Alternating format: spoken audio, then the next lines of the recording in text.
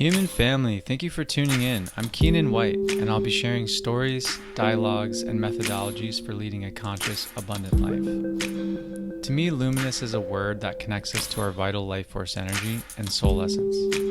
Your bioluminosity is a barometer for health, a gauge for abundance, true prosperity, and a luminous way of life. In this podcast, I hope you find a more effortless way of tuning into the wisdom of your body, soul, and spirit. We'll explore the many faces of medicine, creativity, and self-mastery as it evolves and spans into esoteric and ancient wisdom and modern paradigm shifts in consciousness. All right, hello everybody. I'm here with my good friend Will Cohn. He is a spiritually focused psychotherapist. What's up, Will? Hey, thanks for having me, Keenan. Yeah, pleasure to be here with you. It's been a little bit of a long time coming. hmm hmm How are Yeah, you today? really good. I'm excited. I'm Yeah, me excited to too. be here and excited to talk to you and anyone who's listening. Yeah, this is great. Yeah, we just had a nice little drop in, little meditation, little energy work. It was nice. Feeling the vibrations. Yeah, nice. Yeah, really fun.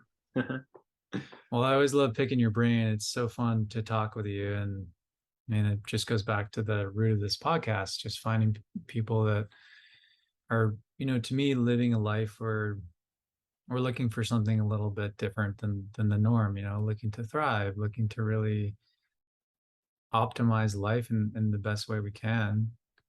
And yeah, it's not always like right in front of our eyes, even though it kind of is at the same time. There's this amazing paradox. And seems like, that's always the meat of our conversation is enjoying this beautiful paradox we're living in and bringing in some non-dual reality perspectives.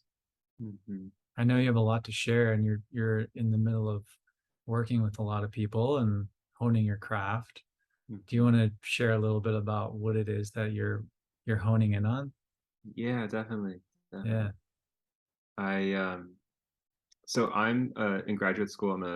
In my third year of graduate school, and I have the classification as a trainee to be a licensed professional counselor and a licensed marriage and family therapist. And so I went sort of a traditional route as far as education and licensure. However, my schooling is a little bit different. So when I first started to apply to graduate school, I didn't realize there were sections of psychology that were so spiritually focused, and that there are actually institutions out there who give you, full degrees and full accreditation for your licensure, um, and still have this what's called transpersonal psychology, this transpersonal psychology focus. And so this is really bridging these two gaps for me, which most of my adult life has been spent as a spiritual seeker, self-taught, doing retreats, videos on YouTube, um, a lot of books, all that. And then having, trying to make a career out of it. You can do the sort of life coach approach or the spiritual coach or teacher or whatever that is, or what you do, Keenan. And to my lovely surprise, there were like real schools, like, giving out degrees for this stuff. And for me, that makes a lot of sense. As the sciences evolve, you can look at like quantum physics, and quantum physicists now are like, they're like non-dual, like, because that's just where the science is. And so it makes sense that like psychology would also be moving in the same direction. And ideally, the mystics and the scientists were all going in the same point. We're all going to meet up. And it's becoming more and more evident, these days, where it's just like people are just saying the same things. And it's really Yeah. exciting to be here. Like we're all climbing up and different roads, but we share a lot in common. Yeah, I love how you put that. It feels very succinct, very true. And I love this process, whether, there's yogis out there and there's a lot of people doing something very alternative and unconventional and not going down this master's program route like myself.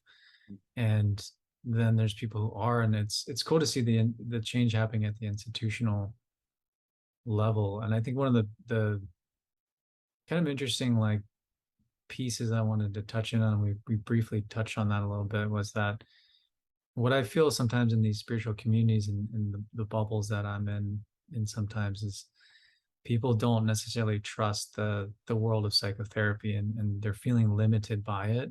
Yeah.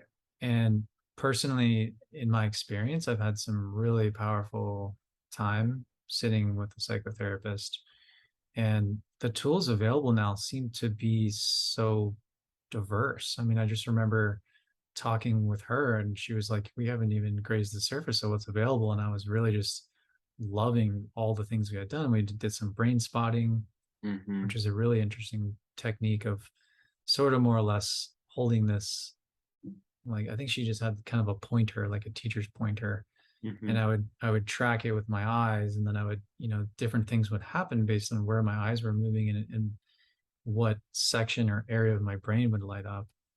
And I definitely hit some grief points and some childhood pieces in there, and it was wild within minutes too, very very instant. Mm-hmm. Yeah. So Yeah. what are you excited about in terms of your world, and how might you speak to that piece about psychotherapy, people moving away from that, and how, I mean, because I feel like actually it's got more of a place now than ever Mm-hmm. as it evolves. Yeah. Right. Right. And there's such a need showing up, because obviously most of the population is not interested in these sort of matters, and so it's like there's a real need, a real sort of health, mental health crisis, as you've heard, and there are psychotherapists for there's so many now. People are more and more people are coming out, and there's different levels and um, different modalities. I mean, so many modalities. Like you said, there's brain spotting, there's neurofeedback, there's EMDR, there's somatic therapies. It's like the list can just go on, and new people every day are coming out with just these brilliant own concoctions of like, how can we help? Um, and so really, you're turning into this world where it's like there is almost a modality for everybody now, and that includes the people at the highest step. People who are really sort of close to the top of the mountain. It's like I still think that psychotherapy can help in a lot of ways, and the difference maybe between a spiritual teacher and a psychotherapist is not so big anymore. Yeah, nice.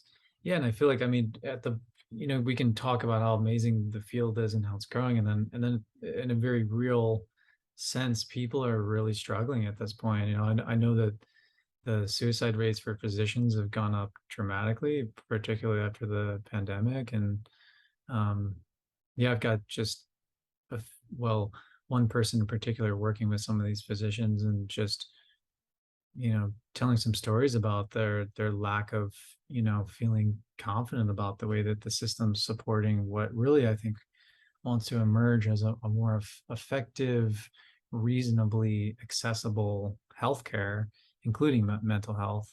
Mm. And and I think that's going to happen, but if the physicians are struggling, that really does point to a problem. So yeah, I mean, to me, I think what I love about bringing a spiritual lens into my work is that it brings in a greater meaning in life into all areas. I mean, when we're finding a deeper connection with spirit and the spiritual aspect of life, then all areas get affected. I mean, it's sort of, to me, like the lifeblood of our being.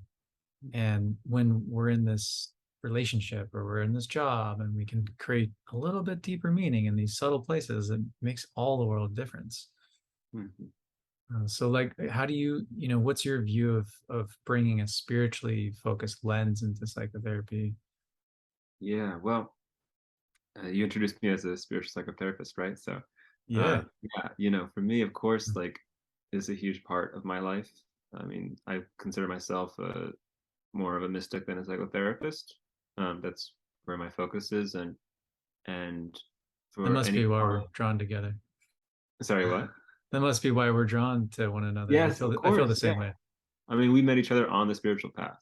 We didn't meet each other like in school or at like a psychotherapy convention, right? So it's like that to Yeah. me is such a core of me, and I sort of look at it like there are levels of suffering, and like I was saying before, that there are psychotherapists and psychotherapy modalities sort of suited for each level of suffering, and what the society and the system will deem like, okay, now you're a healthy, normal individual.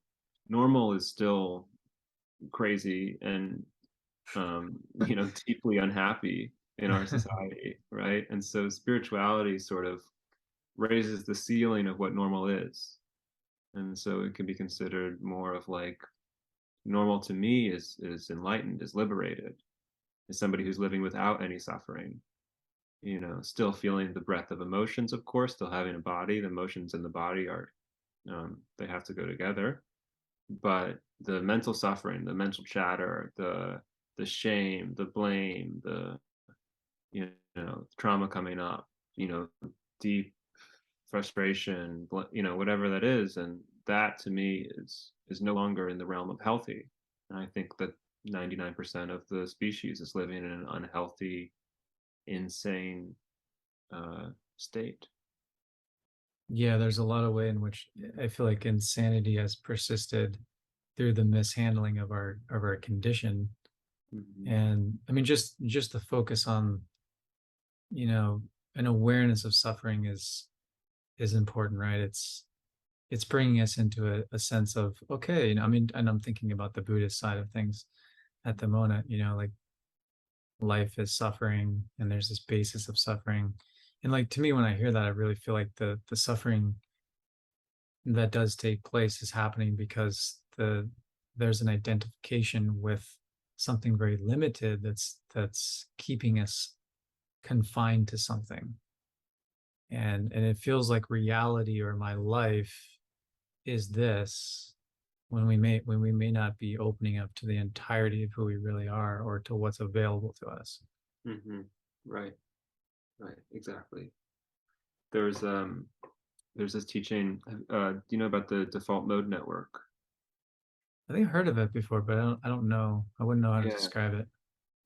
So if I'm hearing you right, so what you're alluding to is this sort of this ego identification and this selfing that happens, Yeah. and it sort of cuts us off from, you know, potentially this merging with life and this tapping into the sort of the cosmic creativity, this universal love, this connection. And a good example of this are all the scientists doing work on default mode network, which is basically all the parts of the brain that are responsible for this selfing, this where the ego is, forms. And so it's not like there's just one chunk, like the ego's there and you can just sort of pick it out. It's like there's specific areas of the brain that light up on these MRIs that all have to do with this selfing experience. And just as an aside, they're doing some really fascinating research on like LSD because LSD sort of turns off the default mode network. And so, of course, they're trying to figure out like Silicon Valley is like, how can we turn it off on purpose? Can we like flip a switch? And yeah, enlightenment in a pill would be great. Um, anyway, so we have this sort of I'll have to come back to supercomputer. that. Yeah, right. We have this sort of supercomputer of the brain and of the more of the spiritual experience than just saying it's the brain. It's really this sort of tapping into this universal energy. um and then you have this sort of like, you can imagine this like supercomputer circuit all sort of goes through this one wire, and at the tip of this is like this little tiny unit, and this unit is like the ego. And so uh the ego sort of turns into like the press secretary for this supercomputer. So we can be working on this like really challenging subject. A lot of spiritual inquiry can be very deeply challenging, and or even, a good example. Let's say we have this tricky math problem, and we're thinking about it, we can't really get it, and all of a sudden it's like it pops into our consciousness, and then the supercomputer is like solve the problem, and then it feeds all this information up into this insight, and then the press secretary is like, I did that, that was me. And it's like life did that for you, it's and then we all like the ego is just here taking credit for it, like, oh, I solved the problem, but like all it really did was just wait till it got solved on its own.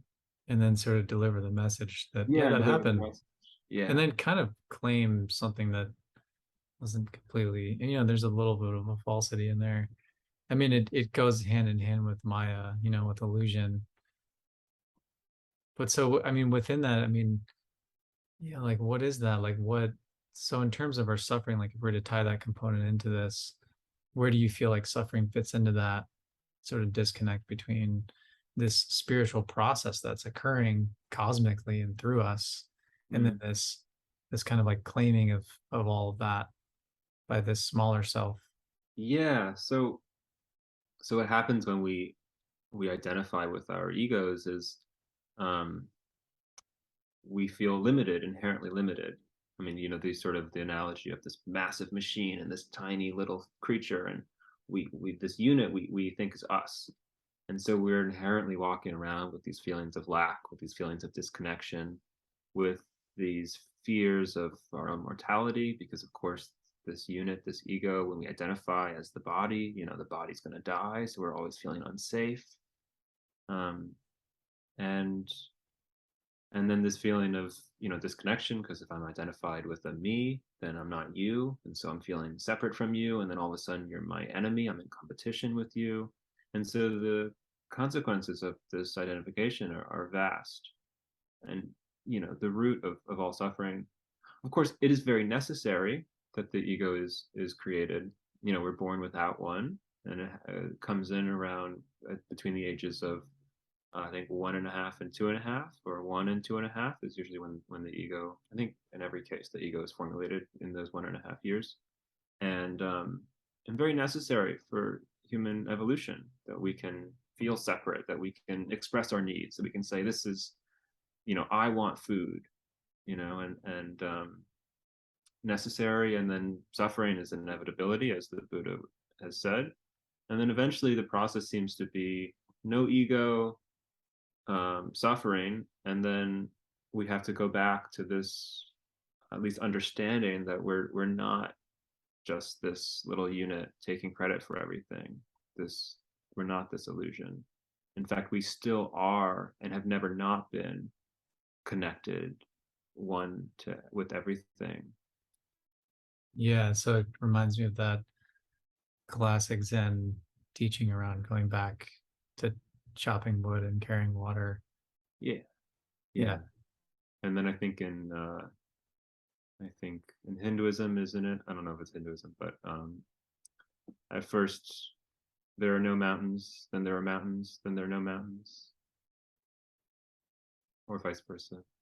I think it's actually the opposite. I think it's, first there are mountains, then there are no mountains, then there are mountains again. But it doesn't quite. I was including in there the first 1.5 years. Mm. Yeah, it's always a little bit of like a, yeah, it's always pointing to something that is not always like, that is maybe not obvious depending on your perspective, but could be. I don't know if that makes sense, but I mean, yeah, I mean, I think what we're kind of, I'm at least feeling right now is this ineffable quality to that experience that is characteristic to maybe realizing that it's not just me in this separated self.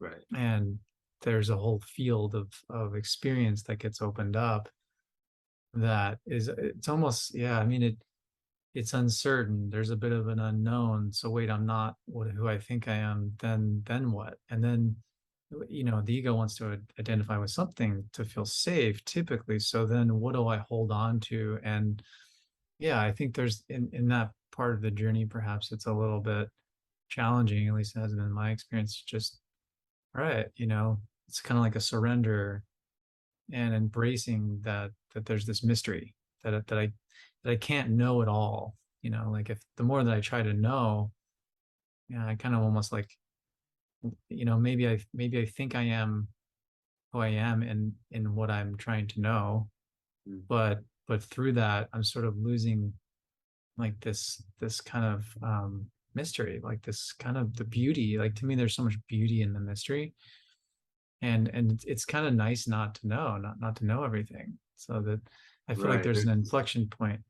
Yeah. There's this freedom in the not knowing. Yeah, yeah, that's Yeah. what I'm speaking to. Yeah. Definitely.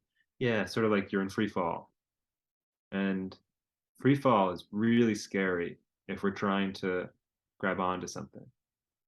But when you're really in the not knowing, when you can just fly, just let yourself go and have no ground under you and no branches around, then it can be liberating. Yeah. What do you kind of interested to bring maybe a personal experience into that? Do you remember the first time you felt that feeling where you were able to not have to grab onto anything? You were actually more in the trust of the free fall. Yeah, well, I think the first time I experienced it was actually on LSD, where it was really like there was no ground under me, and there was just and there occasionally the ego would sort of like grip, and just like, oh, I need to grab onto something, and then uh, some of Byron Katie's work, which we'll talk about her later, but sort of, is it true? Do I really need to grab onto something? Am I really going to die? Sort of staying in this not knowing. And you just sort of continually let go until you just hit free fall.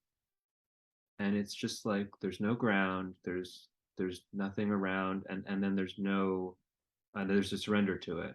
There's no attempt to hold on because there's really nothing to hold on anyway. The ego itself is an entire illusion. And so it's a little off topic, but the illusory nature of the ego, it sort of created its own branch, its own imaginary branch, and it's holding on to it. But it inherently feels unstable, and the ego knows it's not really safe. It's not really there. The whole thing is just this imaginary contraction. And through the work of what you're talking about, through the work of, I don't know, of really not knowing, I mean, if we really look at it, we have no idea. Like, we have just no idea what's going on here. If we're really honest with ourselves. We're really honest with ourselves. We have no clue. It's just people told us stuff and we believed it and we like just held on to these things. But when we're honest with ourselves, it's like, what is this? What is this? What is what's seeing? What's happening here? And when we can enter into this place, it's and surrender to it. Let's be careful with verbs because it's not like it's us entering into it, but it's sort of surrendering to it entering into us in some way. It's a And nice distinction, yeah.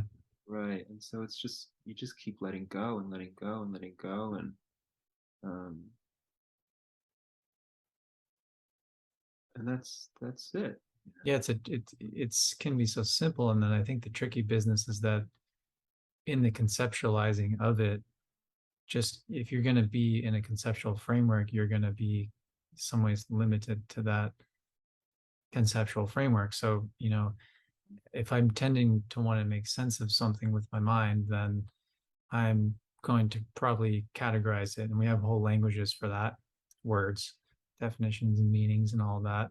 And then I can use some of those words to construct meanings about whatever it is that I'm making sense of, and tending to think that if I, in my logical sense, am going to find an answer like a mathematical equation, that there is some step that I first start with some amount and then some reaction or action happens, and then there's a different result. There's sort of like a linear based model built into concepts, and that can be scary to let go of too, because it feels so good to just kind of be like right about something. Like I love math, when I solve a Mhm. problem, like boom, you Yeah, get this feeling of like it's black and white. yeah, There's this absolutely. thing and it reduced down to this, and that's what it is. Right. But Yeah. then there's this whole other sort of like world beyond that. And one of the things I've been feeling into lately in my contemplations has been this love of math, and how math actually has such a qualitative element to it. Mm, Because we think about it as quantitative, it's working with numbers, and with numbers you're adding, you're subtracting, you're multiplying, you're dividing. But there's something almost like there's a kind of innate value to a number in the way that it even constructs our world and reality, like through our geometries and through light and through right. sound. Yeah. And I love that aspect of astrology. It's no wonder that astrology has landed well in my world because I was such a lover of math. I thought I'd go into math, but be a mathematician. Like, oh wait, Mm, what, I want to be a mathematician? And then I found astrology, and it's just like all dealing with all different kinds of numbers, but the qualities of those numbers and the way that we interpret them. And I guess like kind of where this is leading for me is like the sense that like if like wherever we're leading in a quantitative sense or like a logical sense, ultimately there's some quality that's there. And like whatever that quality is really like what we're creating our world with. So what is the meaning or the quality that we're really wanting to create? mm, And I feel like that's been like, my question lately. What do I want to create? What qualities of my life do I really want to be present? yeah. And I think that's, I mean, that's in some ways like a counter I found to suffering, like because the suffering, the ego limited attachment, the quantitative side is like, well, how much work did I complete?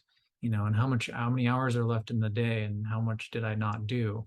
You know, and Hmm. there's, oh man, that can just be so brutal to be almost kind of locked into this like comparison, Yeah.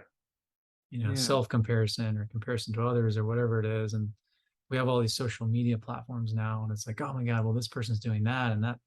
And there's Hmm. such a tendency that the ego, it's like, how do I compare? How do I fit in? What is me? And it's so nice to just let go of that and almost kind of just, oh, like see that that is me. It's just another part of me expressing. Uh-huh. The ego, you mean on the social media is another part of you? Yeah, or if I am everything, then other people expressing how they are expressing Oh are yeah. in some ways aspects of me. Right. And I want something, I want a quality that I'm drawn to. But Mm, what if I get to just have that right then? What sure. if I Yeah. don't have to own it? Yeah. And ownership can be such a um yeah, a place where a lot of suffering happens. I found Hmm. I Right. need to have that or I need to own it in some ways. And whether it's a person or idea or experience. Yeah, absolutely. Absolutely. Wow. Yeah, you brought up so many good points. And I didn't know all that about your math history. That's so cool. And so I see why sacred geometry and astrology is so resonant with you. That's really cool. Um, yeah, I want to touch on values. Values is a good transition into some of my work.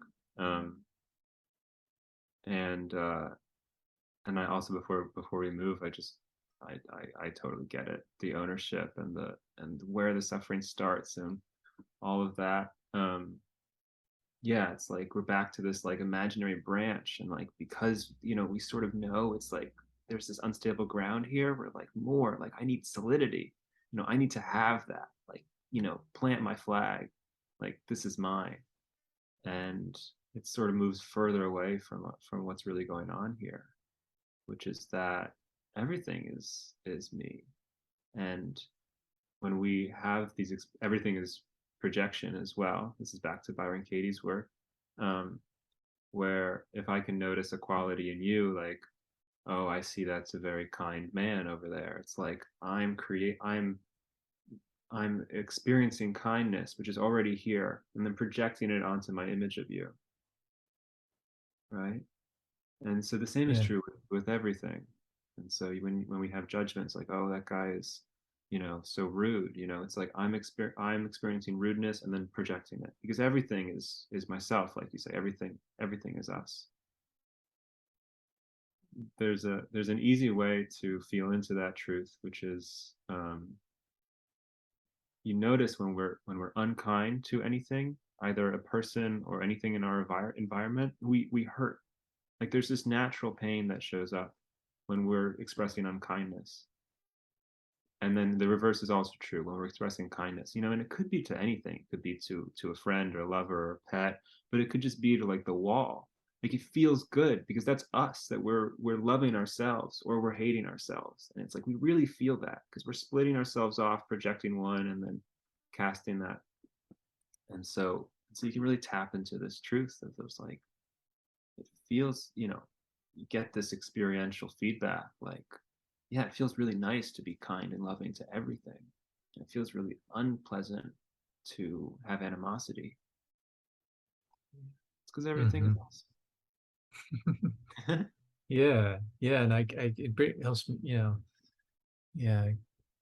I feel like it comes back to the heart, a lot of the suffering seems, and I guess there's some stuff I just felt like saying during this talk, but yeah, I feel like, yeah, love, it's, what are we not loving? Sometimes it can be that simple. Usually Mhm. there's just something that hasn't been brought into that light of that fire, spiritual fire of compassion. Yeah. And when it's brought in there, it's just anything can burn, any experience can burn in that Mm. in that cauldron. And that helps me trust. It's like, Mm. oh, okay, anything that happens, ultimately is gonna burn into that. Wow. Yeah. I love that. That imagery is so strong. Yeah, isn't it? Yeah, it feels really good. Yeah, man. So Yeah. Oh, what do you want I'll to bring touch in on with values, and values. maybe we can Yeah. So, segue. Yeah. sure. So, I'll quickly share a brief part of my background. So, I was on the spiritual path without much psychotherapy. I was doing a little bit here and there, but um, I I started really suffering. I mean, the beginning, I was on the path, for my suffering, and it really kicked off when I was around 18, and at the age of around 23 or so, there's ups and downs and some really incredible peak experiences with my spiritual path, and I thought I was making a lot of progress. But between ages like 22 and 23, I hit a pretty hard depression, and I ended up, thanks to my mother, mama, uh, I, uh, I, she put me in touch with this ACT therapist, and ACT stands for Acceptance and Commitment Therapy, and that was really a missing link for me. And so that was part of what inspired me to go to school, was because this acceptance and commitment therapy made such a difference in my path and was such a missing link in my spiritual path. And so I want to go into a little bit about acceptance and commitment therapy because Yeah, I'd it's, love to hear that broken down. yeah, yeah. So uh, there's uh, there's six key facets of this modality, and I'll go through the six with you. And we'll start with values. This is what reminded me of it. We have values being one of the facets on the hexagon of psychological flexibility. They call it. It's really just mean like less suffering, happiness, contentment. So we have values and we have committed action. Those two things sort of go together. So, what are my values? Who do I want to be in this world? How am I showing up? Who are my heroes? That's a key aspect of the therapy. And then finding committed actions that go in line with those values. So, I have all of my clients um, write down their values. Usually it's usually around like 10 or so, 5 to 10, and then under each of those values they have committed actions, like actionable things that they can do that are going in line with those values. And Yes. So it's important. right, so important, and not really what was on the map for me as a spiritual seeker. This is like Mhm. pretty classic behavioral therapy, and this is sort of the stuff that gets a bad rap. It's like not very spiritual. It's like, okay, I'm going to adjust my behavior.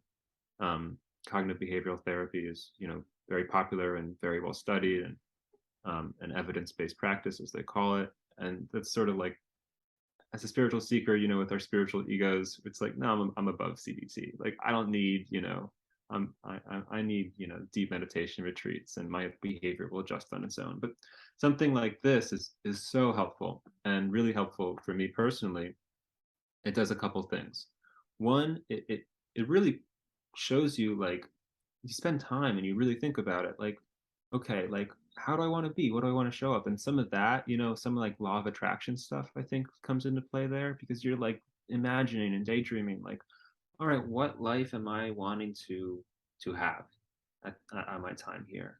And we're sort of raising our consciousness up. We're sort of raising our frequency to that life.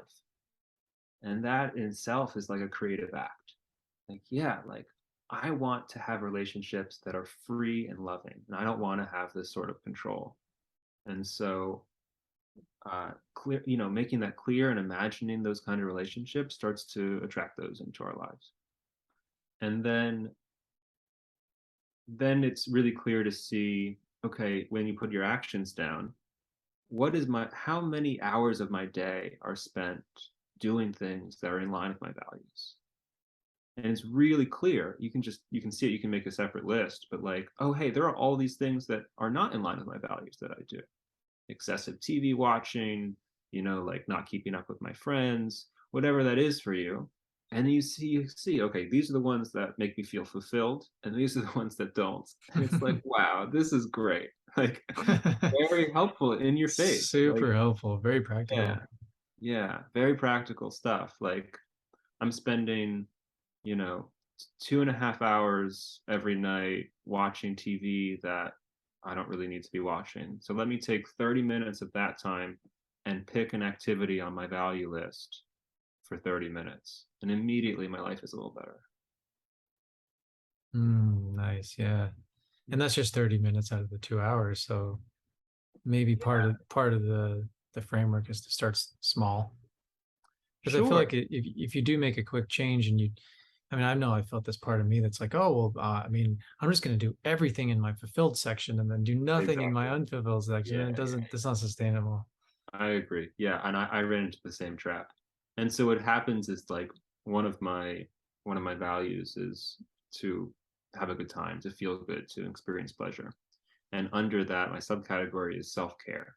And self-care makes me feel good. And right now, there isn't like, well, rest is part of my self-care. And there's like excessive rest, which is like 2.5 hours of TV.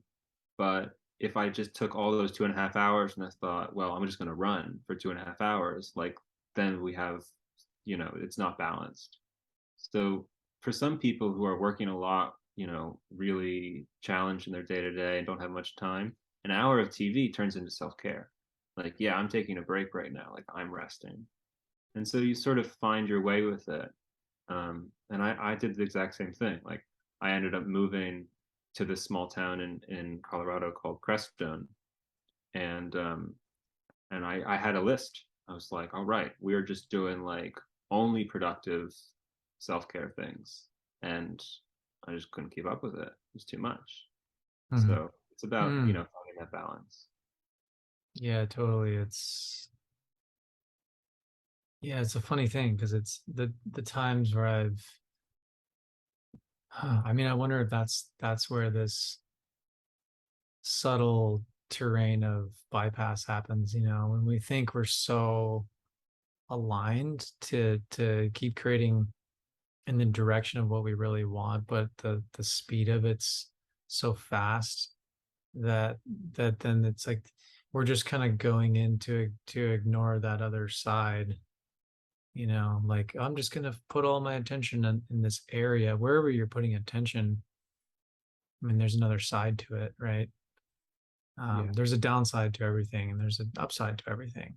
Mm, And in the perceived upside with no perceived downside, usually that's a recipe for disappointment or right. some Right. kind of polarity integration at another point, because really everything's neutral. It's just when we perceive, where we tend to tell a story about how we're seeing things in a positive or negative light, an upside downside. So yeah, I mean, I do feel like looking from more of like a neutral lens in that transformative behavioral work is really important. It's like, okay, well, I'm going to do this, and it goes to the same thing, right? If I get, well, whatever I'm choosing, there's an upside and downside. If I can see that, then I won't necessarily feel, yeah, there's be more balance. I mean, it's going to be the difference between pedestalizing something and then dealing with whatever is getting pitted from that place. Whereas if you're viewing it from an equal place, it's like, okay, well, this has an upside, it also has a downside. I'm still choosing it, and I'm cool with both. Hmm. Yeah. Yeah. So you're really talking about like not going in with any expectations, if I'm hearing you right. Yeah, yeah. Yeah. Yeah. And that's expectations are an area where we can get really stuck, really sticky. We're holding on to our ideas. And so what you're describing, like having this open mind and sort of feeling into this neutrality that's there. Yeah, I think it's a lovely addition to some of this value work and some of this more, behavioral therapy. Yeah, I suppose there's more possibility available in a neutral position Hmm. Yeah. where, and I think, yeah, I guess like what you're also kind of pointing to and adding on to with that is that with those expectations, um, yeah, there just tends to be like this, um, yeah, I don't know. I guess I'm trying to capture the energy of momentum. It's like when we're building momentum, what blocks us? And I feel like one of the things that's been coming up in my world is like this piece around like consistency Hmm. and how important the actual consistency is over the like amount, you know? So it's better that I just show up, even if it's for a moment, Hmm. to my meditation cushion. And I Right. just sit. And sometimes I'm like, oh, I need to get up now. And the fact that I made it there builds that pattern to show up again. But if I Hmm. don't show up, then it's kind of just like nothing's there. And Yeah, I've absolutely.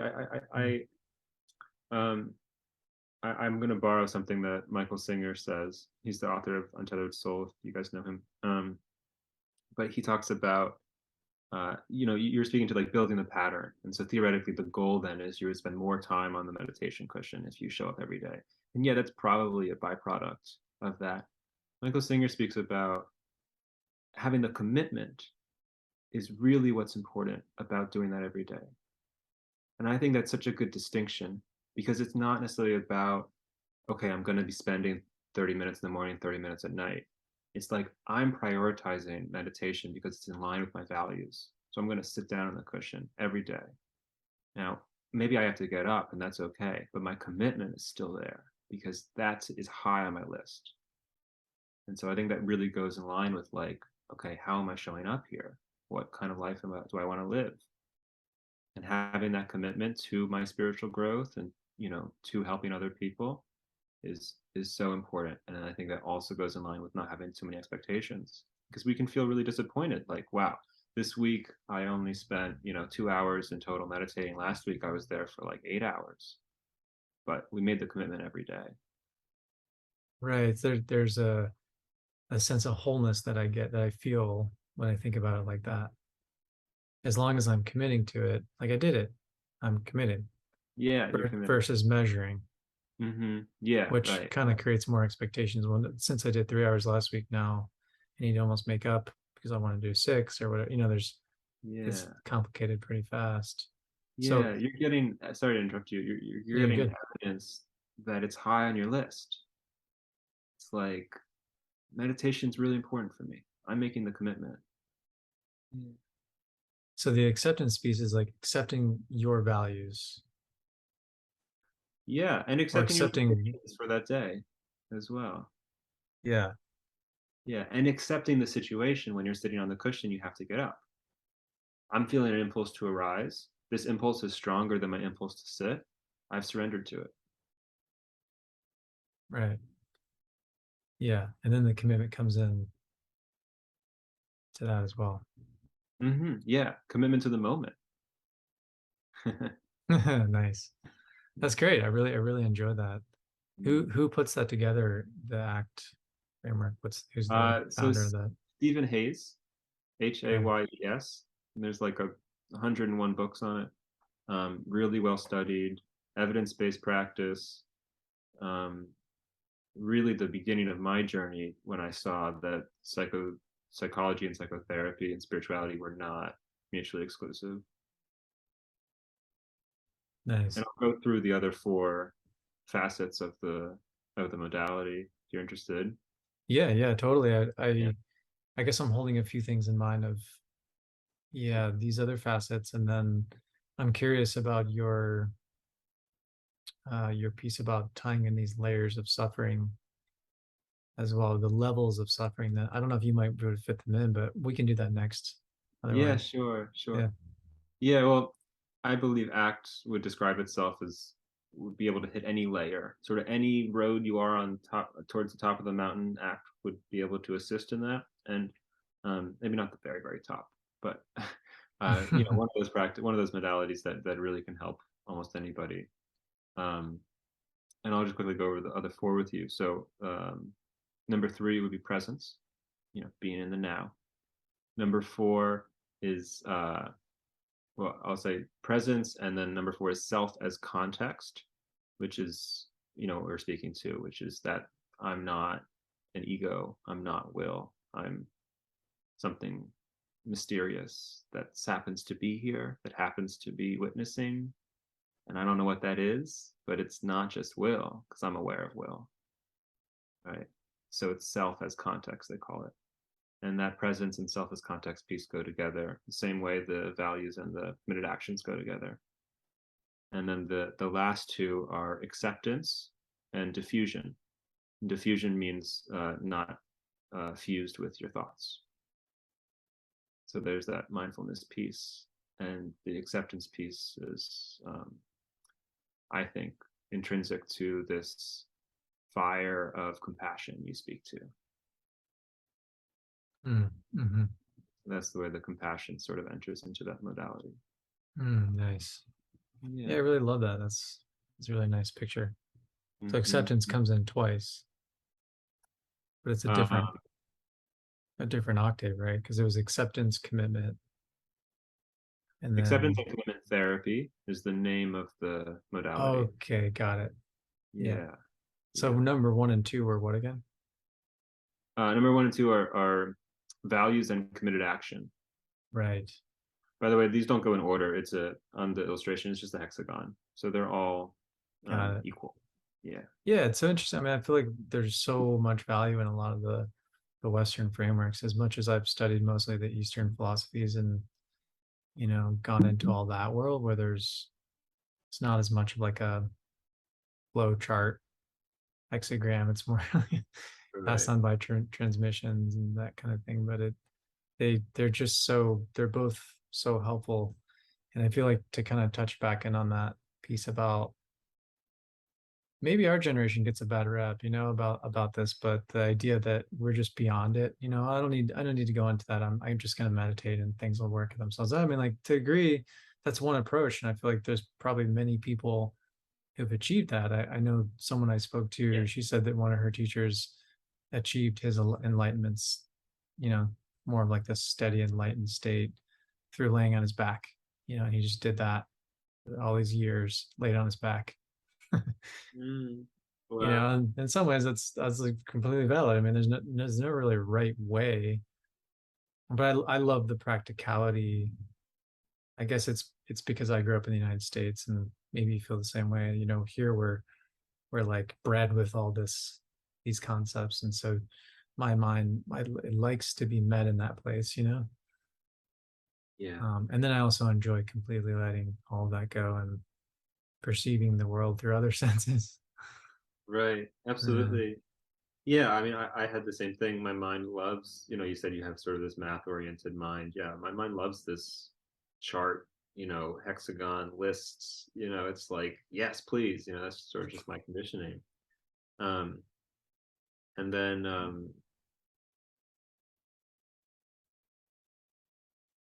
lost my train of well, right. I think that is the point. thought. Yeah, I'm doing well. Well, what do you feel like touching on next? I mean, we've covered quite a bit. I feel like we've done a lot of like the mental side of things. Um, I guess I was wanting to feel a little bit more into these layers of suffering that you may paint the picture of a little bit more. But if you want to pivot Yeah, in I another would. I would love. direction, do that too. Mm, yeah, I would love the opportunity to go through some of the teachings, some of the analogies that I find to be the most useful, have been the most useful here. Um, Please do. and yeah, sort of go into some of that. I really quickly I remembered my previous point was just that I have a personal trauma history, and so when I just did the spiritual path, I was running into blockages that the spiritual path really didn't have an answer for. And just meditation for me, I tried and it wasn't enough. So for me, I needed a little extra support. So psychotherapy was there to sort of be that pillar for me. Yeah, nice. Thanks for sharing that. Because I think that kind of goes along. It does. It goes along with what I'm saying in the sense that for me it was the same too, actually. You know, because Mm. when I started to feel a lot of the trauma hit my world and become more aware, okay, something's not right. Like, why am I not happy? Why am I not complete, like fulfilled? Yeah. And I left the country. I'd spent some time in Thailand and I spent some time in India and I was studying yoga.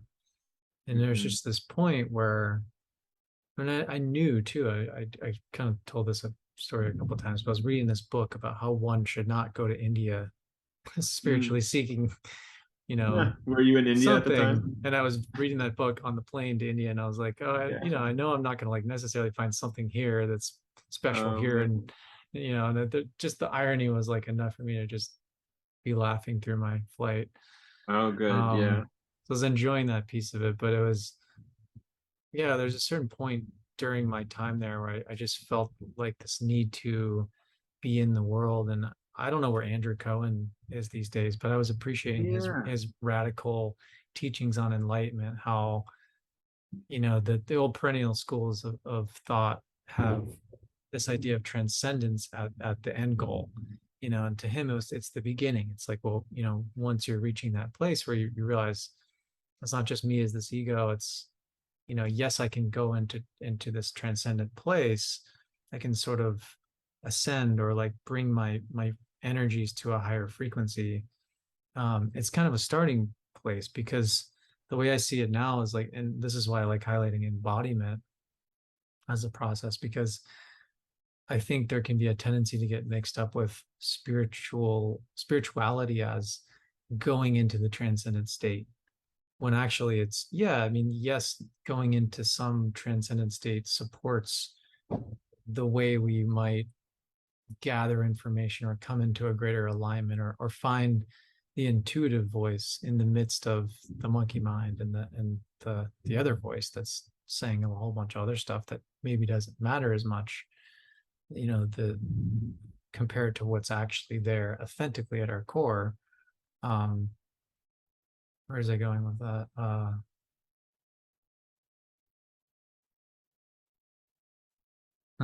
Lost my train of Good. We're both doing the right thing. thought.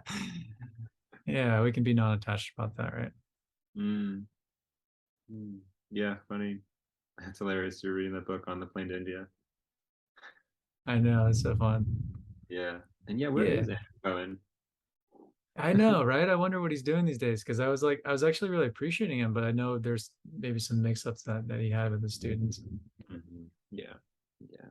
But Yeah, pretty I think the point I was trying to make was more or less that at a certain point, it's important to realize that going up in clarifying oneself is one part, but bringing all that down into the body is a whole nother. And yeah, I just find that that's my work at this point. It's just how do I feel my legs more? yes, right. You know, how do I feel my feet? Yeah. Yeah. I was listening to a non-dual teacher who was saying, this the enlightenment process is energetic. And so how can we help that energetic process? It's not mental, it's not even physical, it's like energetic, like it happens somewhere else. And what can we do to allow those energies to really open up and shift for us? Yeah, like one thing I've been enjoying lately is like taking more naps. Nice. Yeah. Just laying down more, you know? Yeah. Kind of listening to that guy who laid on his back for a while and some Uh-huh. magical stuff happened. Yeah, that's nice. Just like there. Hope for the best. Nice. Yeah. Mm, okay. So, should we jump into a little bit of some of Michael Singer's work and where Yeah, that's because I think what we can do is maybe take the next 15. Does that feel like enough time for you to however much time that you might want to take to go through some of your methodologies. Bring what are you synthesizing? There's so much to kind of get your hands into, and Yeah, there's so much, right? yeah. Yeah, finding the pieces that work together. I feel like that's been my Mhm. journey, specifically my work for the last 6 months or so, was really like, taking everything that I've learned that has helped me and then piecing it together to find, sort of uh, a succinct explanation and tools to give to people and give to my clients. And so this is my best shot at that so far. And it's always changing, but I think that I've sort of found some things, and hopefully they're simple enough that people can follow. So like I said, I start off with the values thing, and I think from just like getting people from where they're at to a little better, it's, it's a great way to do it.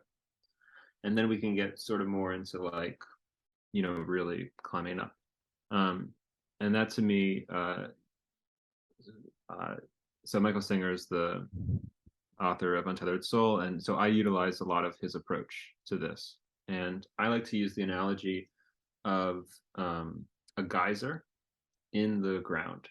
So you have the geyser and you have the well, or sort of where the outside of the geyser, and then the water comes up and springs forth. And in this analogy, the water is the Shakti or the chi, and the geyser is sort of in all of our bodies, and then the chakra system is sort of stacked up there.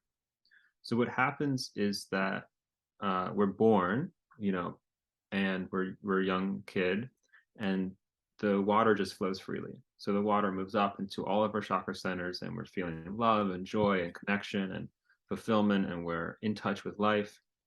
And and then what happens is usually between the ages of like 3 and 12, um, trauma starts to happen, and life is not conducive to such sensitive creatures. A lot of people in the spiritual path are deeply traumatized, which means we're deeply sensitive.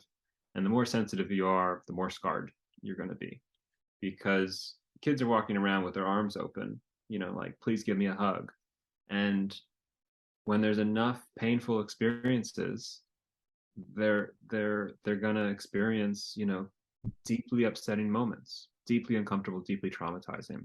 And that ranges from anything from, school bullying to domestic violence to sexual abuse to, just getting like wanting to hang out with your friend and them saying like, oh no, I'm going to hang out with somebody else, like that also can create some type of scar. And so in this analogy, we have this geyser, and when these uncomfortable experiences come in, let's say to a 5-year-old, the experience is so overwhelming that the 5-year-old cannot handle it. They can't hold it. They can't let it pass through their system and um, and release. Basically, it's too much for them. So the body and the mind do this very helpful thing, which is they push it down in order to keep going. And what happens when they push it down is it doesn't just disappear. What happens is this stone in this analogy gets formed and it gets tossed into the well. And so over the course of our lives, as more and more of these experiences come in that are too overwhelming, we create more stones and we keep pushing them down into the body. And so by the time we're, 16, 18, 25, whatever it is, there's so many stones in the well that the Shakti, the water, barely can make it to the surface. And it's just sort of like a little bit of a, Very cool. thank you. I was thinking tinkle, and that was just not right.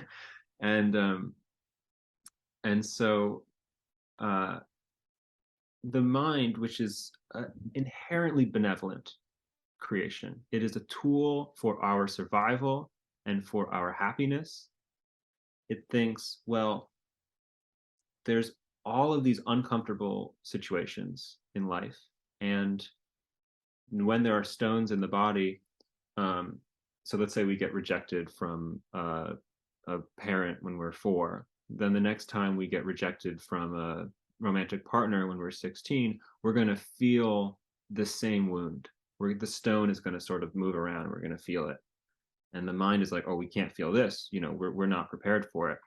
And so the mind does is it stays thinking to try to distract ourselves from all of this uncomfortable stone, these blockages, some scars that are stuck in the body. And so the mind keeps thinking. And then our society is actually cultivated around this idea of distraction. So the mind's extension is our society. And so the answer that the mind has come up with to help us feel safe, right? Still benevolent. It's just its technique is distraction. Think, okay, it's not okay here, so we got to move somewhere else. And then we're looking at technology, we're looking at TV, at movies, at drugs, at gambling, at sports, at sex, at food. It's our society has literally become like Instagram. People sit around and say, how can we make Instagram more addictive? How can we get more clicks on YouTube? How can we keep people distracted from feeling their blockages inside, from feeling their stones? All the mind knows is this is uncomfortable, and I got to keep going outside to try to make myself feel okay. And then people also will try to manipulate the outside world to come in line with our sort of be able to move around our blockages in a specific way. So, finding a romantic partner is probably the biggest example of that. I want to feel Shakti in my heart. So if I can find someone to love and be loved, well, then the Shakti can flow that way. But then when they reject me, or when they go away, or when they die or leave me or cheat on me, I feel that blockage that Shakti was moving around, and I feel the initial pain of rejection. And so our job then is not to move to the outside world, to manipulate it, to move around our samskaras, our blockages. Our job is then to remove these stones. That becomes evident, I think, for probably most of the people listening and yourself. And we all recognize that at some point, like we have to do the inner work to heal us. And the stones were created with pain. They were pushed down with pain because they were too overwhelming to feel. And so they're going to be released with pain, and they're going to be released with the same traumatic energy that was there when you stored them. And that is the only way to heal them. Feel it to heal it, as they say. Mm-hmm. And so then what happens is, how do we get these stones out?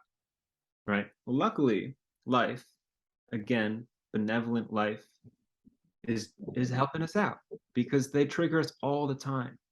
And so every time we go through and we're feeling rejection, or we feel shame, or we feel, some type of disappointment, or feeling lack of self-worth, whatever these are old wounds that are getting sort of jostled. And you can feel like the Shakti, the water, is sort of pushing up on these stones, saying, okay, like it's here, let's get this one out. And most of us will just sort of like, oh my God, uncomfortable, shove that shit back down, bring out the phone and watch a video or something to not feel it. But that's life, giving us the opportunity to remove these stones. It's sort of like we are part of life. This goes back to like, tapping into this sort of universal experience. It's like life is like healing us on purpose. So the world then becomes much more of a benevolent, kind universe, instead of something scary, because we're like, leave the house and we're like, oh no, when am I going to get triggered today? More like, oh, when am I going to get triggered today? Like, these stones have been in me for so long. Like, please, let's get this shit out. Totally. Yeah, Yeah. it's nice to hit that inflection point. I certainly have not always felt that way. I'm sure you probably can relate. But yeah, like getting to see the joy. I feel like we were kind of touching on this a little bit earlier, but like that there is that point in the journey where there's this pleasure in the process that emerges, and the painful story becomes a little bit less relevant, at least enough to where there's more space to enjoy the journey. Right. Right. Yeah, because enough of the work has sort of been done, there's more space opening up, right? The And people that who is are that momentum. Yeah. right, yeah, exactly. Yeah, the people who are really suffering, who are like deeply depressed and anxious, like the stones just kept piling up, piling up, piling up, and the bodies become so unsafe they haven't gone down there. They've just been up here for so many years. And then they need, antidepressants and anti-anxiety medication and or they're addicted to other substances or they're just like always at work because they're just like this is so unsafe, I can't feel this, and they just move so far into the other direction. And so you have to sort of take this journey back and say, okay, I got to start healing these stones. I've been blocking my Shakti for so long. So there's no way I'm feeling contentment and joy and gratitude and love because the water can't get up that high.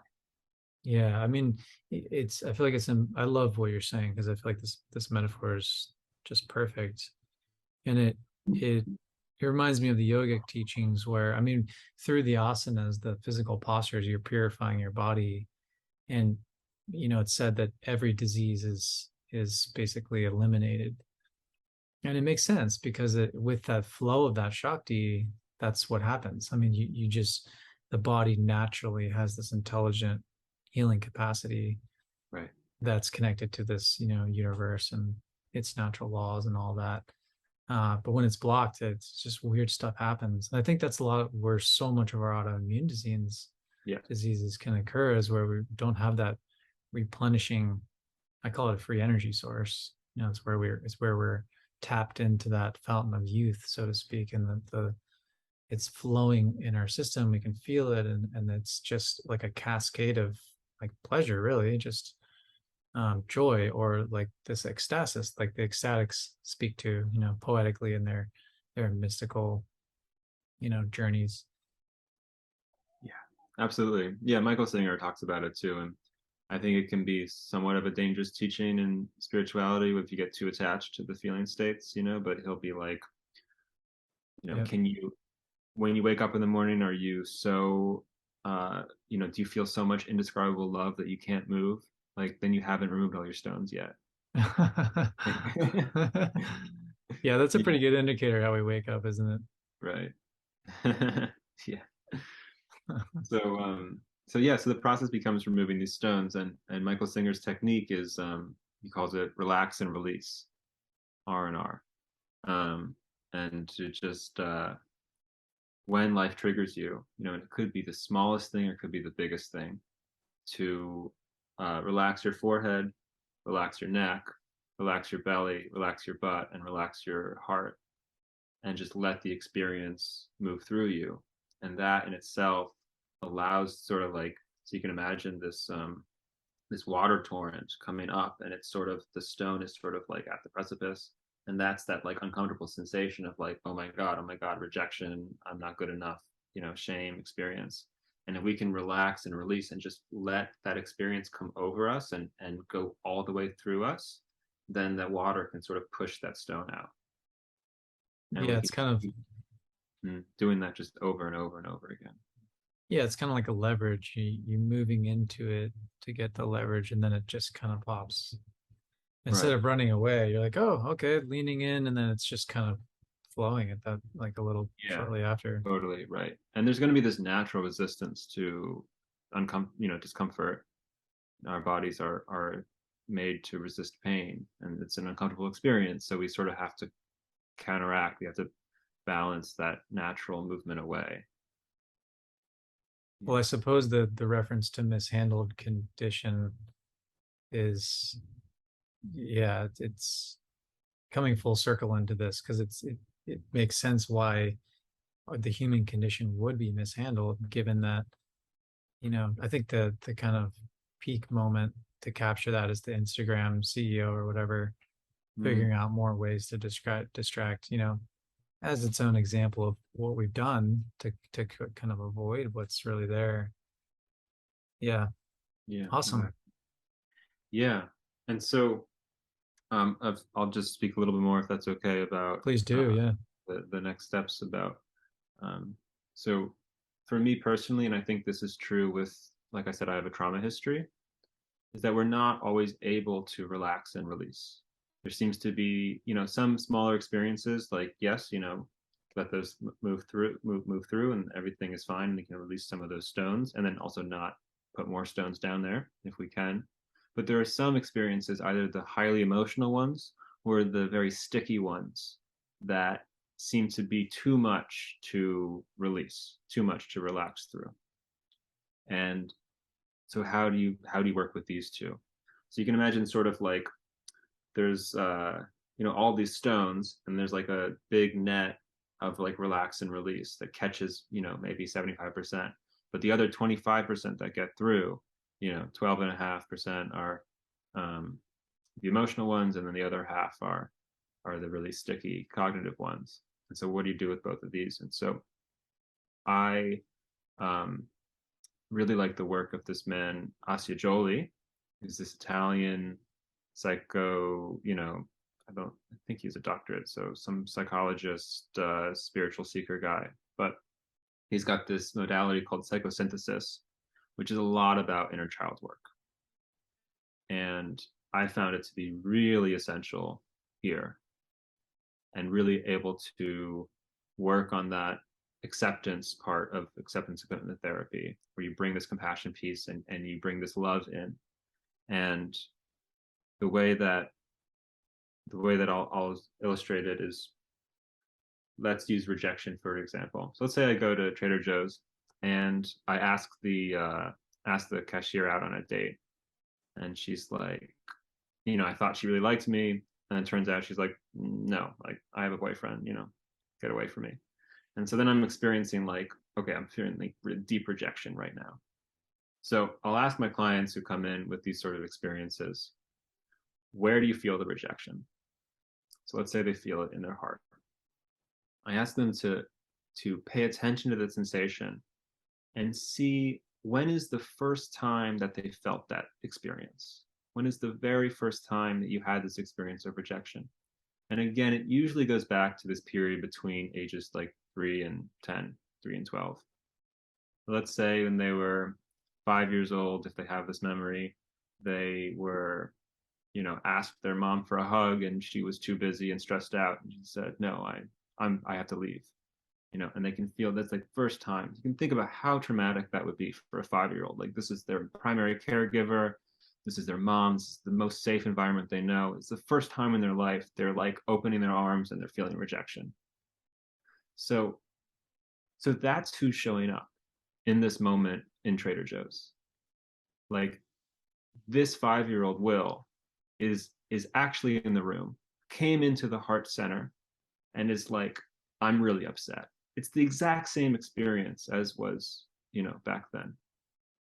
And so if we think about who are the best people that you've seen when working with little kids when they're upset, like, who are like those really good parents? They're like, wow, they're doing a great job. You can think about a 5-year-old, really, really upset. And the impulse would be to, like, I don't know, give them like candy or something. But like, that's just distraction, like not really going to work.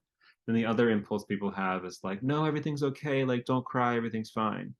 And that, is a good impulse, at least, because it's like, oh, you're trying to calm them down. If you think about it from the 5-year-old's perspective, like, everything is not okay. And if somebody, if someone comes to you and is telling you the opposite, it's just more confusing. It's like, it's Definitely. more disorienting. And all of a sudden you like can't trust your experience because somebody you trust is telling you that they're not validating you. So to really work with these little kids, I mean, you can imagine, I mean, you want to sit down with them, you want to give them a hug, you want to say, it's so scary, it's so painful, I understand, of course you're upset, I'm here, I love you. Like, you just hold them and you're just validating them and being with them and having no agenda with them. You're just experiencing there with them. You're just going through that experience with them. And so that's exactly how these more emotional energies get healed in us. So when Mhm. I'm there in the, and the clerk in and the grocery store rejects me and I'm feeling this shame, I know where this is from. This is from 5-year-old Will who got turned down by his mom. And so I'm not talking to a 27-year-old adult. I'm talking to a 5-year-old. That's why it doesn't work when we try to calm ourselves down. It's like, oh, you're being irrational, like it doesn't matter. People say that you're attractive all the time, like your girlfriend's loved you. We try to rationalize with ourselves, or we'll like, pick up the phone and distract ourselves. But that's sort of what we're doing to the 5-year-old inside. We're saying like, oh, don't be upset, everything's fine, your mom's just busy. Like it doesn't work. Like, because we're not talking to an adult, we're talking to a little kid.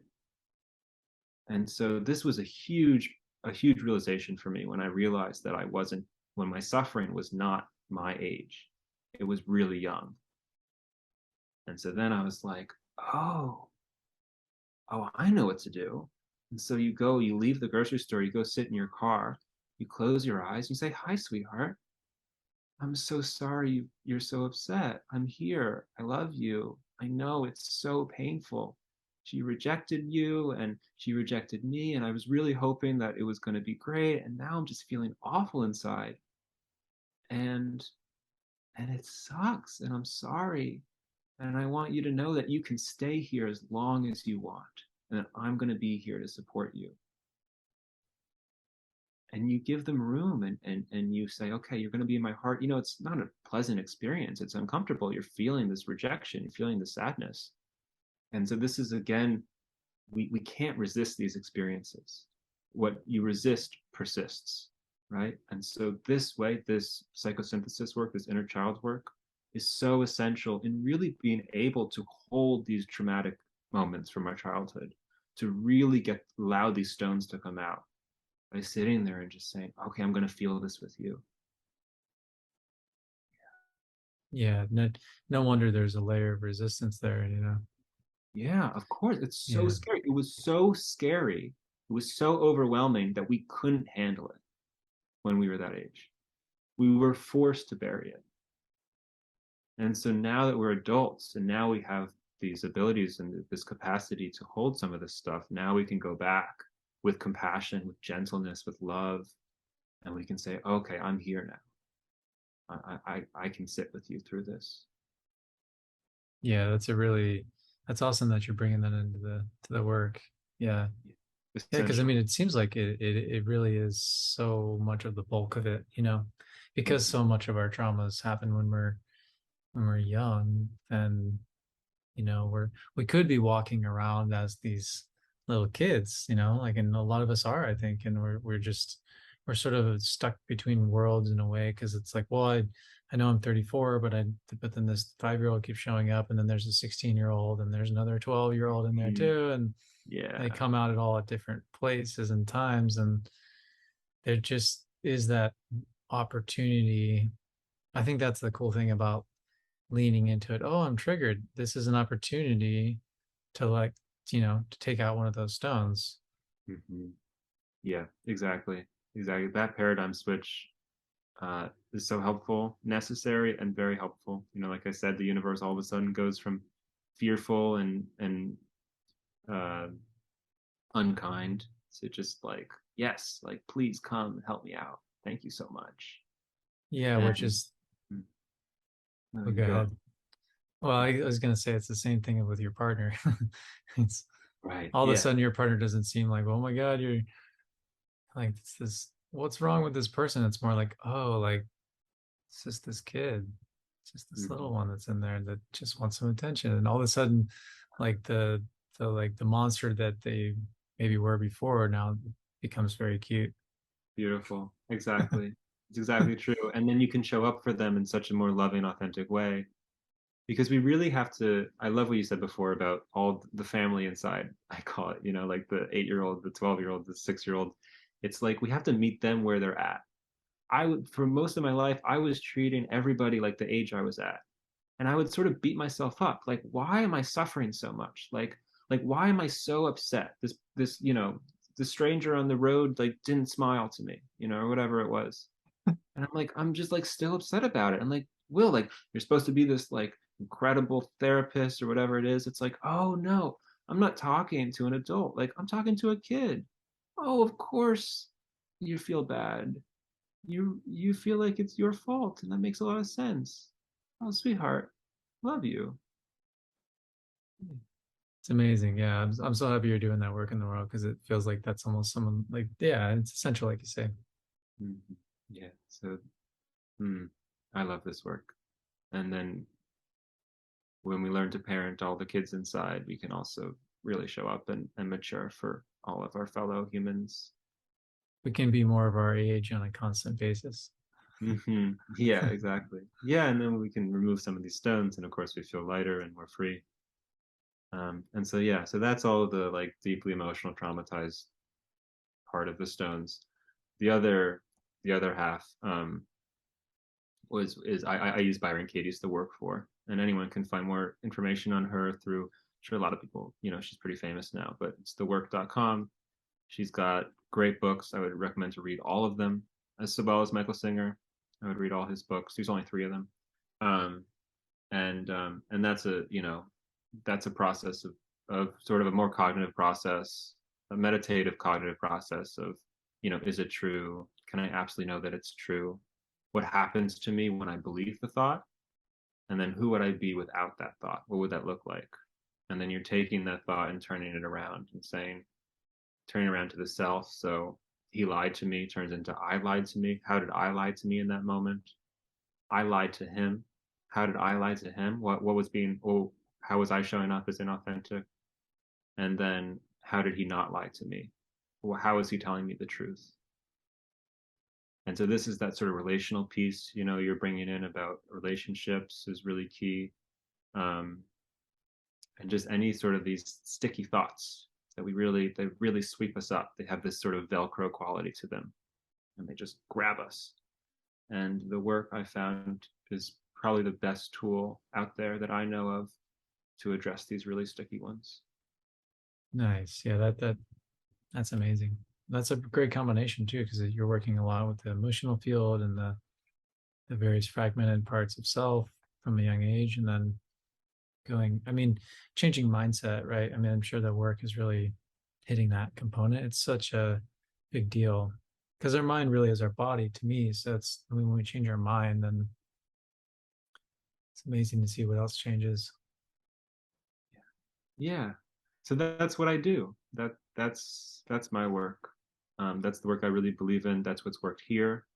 I think these three combinations, these three modalities, you have Michael Singer's relax and release, and there's a meditation aspect in that, practicing mindfulness, building our capacity to hold is a big part of that work as well. A surrender is you'll see if anyone interested in his books or know about his work, it's all based on surrender, all based on that acceptance component. And then you have the emotional ones and the cognitively sticky ones. And I find that having this framework, giving sort of handing you the tools and saying, okay, like this is pretty simple. It's not that hard. Like there are steps to take. It really can transform people's lives and directly target suffering. Yeah, and it's just about showing up to it, taking the Mm-hmm. time. Yeah, that's what's also really great about having like regular therapy sessions or coaching sessions or whatever. It's like once I've explained this framework to my clients, then every week we just practice. They show up for the 50 minutes and we're either doing a worksheet, Byron Katie's a worksheet, or we're practicing mindfulness with a relax and release. We're building that compassion, being able to hold ourselves. And then I do a lot of this inner child's emotional work. Because most of the time people are coming in and saying, this week I put myself out there with my partner and she turned me down in bed and I feel just awful about it. And I just didn't talk to her for like that whole night and I just like went to bed feeling really sad. And so we go back to that moment and we think, okay, so where do you feel the rejection? When's the first time you felt that rejection? Who's showing up right now? And can we make room for them? And can we go through that experience with them? And Mhm. that's a lot of the work. You just sort of You just Hmm. you just go at it. You just keep removing stones, and then you'll just notice your life just gets lighter and lighter, all on its own. Yeah, well, I know anybody coming over your way is gonna enjoy the process. And yeah, I mean, it's hard to do it alone. It's nice to do it with somebody, Mm-hmm. and you're always building a relationship with that person as well. And it feels like you have a really, great rock there in terms of that as well. Yeah. Byron Katie's work reminds me of John D. Martini's work, the D. Martini method. Mm-hmm. Seem like they're Right. very, very similar. Mm-hmm. Feels like the undertone there is about self-ownership, just instead of pointing fingers, like what is there for me to claim. Mm-hmm. So I have sovereignty, which is huge. Yeah, It's a absolutely. powerful combo you got. Yeah. It's great, right? You Yeah. know, I think it really works, and it's pretty accessible. We're not doing any like the teaching is rooted in things that are simple, clear, and heartfelt, presence oriented. Still sticking to that hexagon. That's still going to be sort of the framework of my therapy. Hmm. Having that values and action component, and some of my value is waking up and being happy, and that action is showing up to therapy for me. Showing up to the room, you're like, okay, I'm in line with my values today, doing the work. And then you have the acceptance component, the surrendering to the experience, to letting it come through you, saying, yeah, this is it. You're present to it. um, you're diffused with your thoughts. That's Byron Katie's work, diffusion. And um, and then selfless context goes through the whole thing.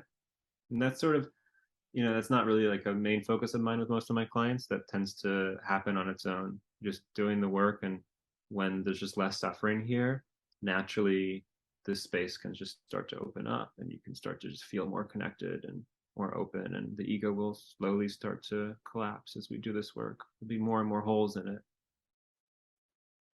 Yeah, it's nice. It's nice because you bring in the spiritual side of it. I mean, yeah, it's just, yeah, that context is so important. So to have that in addition to that, I feel like the fact that you're bringing in the spiritual component and then the values work, and then sort of like this more cutting edge work with Kyron Beatty, Katie Byron, right? Byron Katie. Yeah. Byron Katie. Yeah. Yeah, yeah. Yeah, I need to explore her a little bit more. It seems quite profound.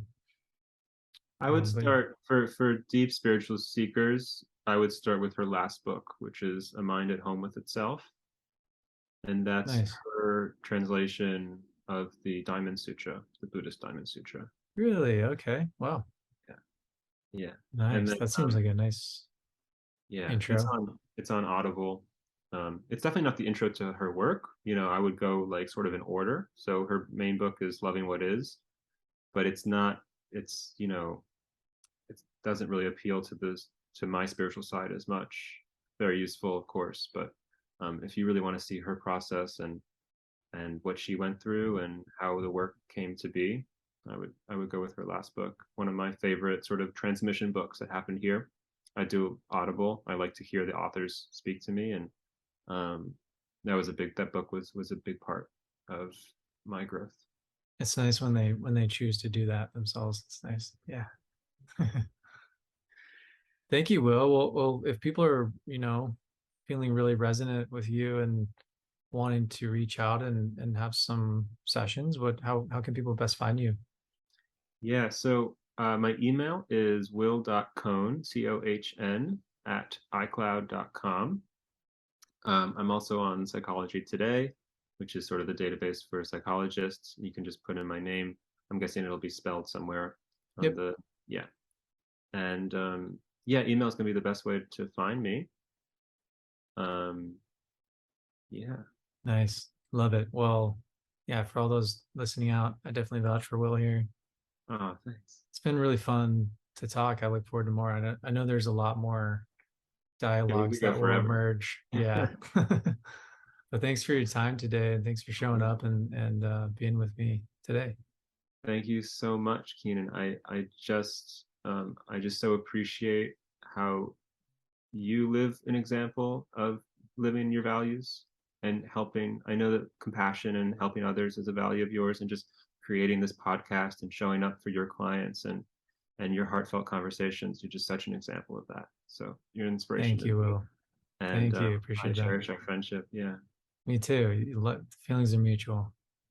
Thank you so much, and thanks everyone for listening. I really appreciate it.